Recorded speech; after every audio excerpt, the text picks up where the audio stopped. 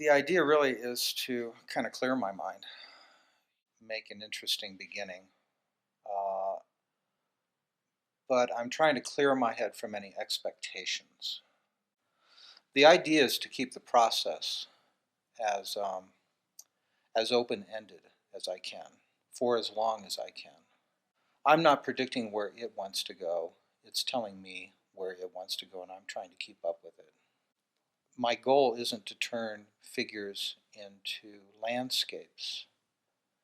My goal is to use the figure as simply a jumping off point. Each painting kind of takes me where it wants to go, and each painting kind of ends when it wants to end.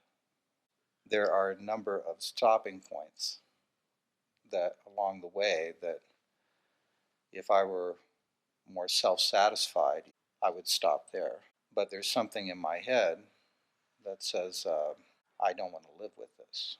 And so, as long as that is in my thought process and looking at it, as long as I know that I won't be satisfied living with this image, I know I have to take it a little bit further.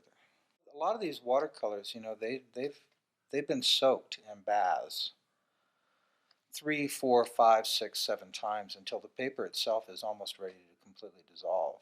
The paper gets really tortured. And that torturing of the paper allows a lot of ghost to come through, a lot of accidents to happen on the surface of the painting. So for me, in the last 10 years, a lot of what I have been doing with the painting is loosening up and becoming more gestural and more interested in the emotional content of the work rather than the intellectual content.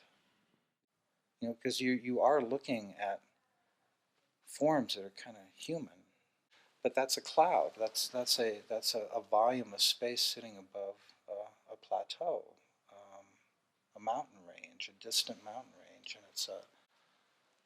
that's how it interprets itself.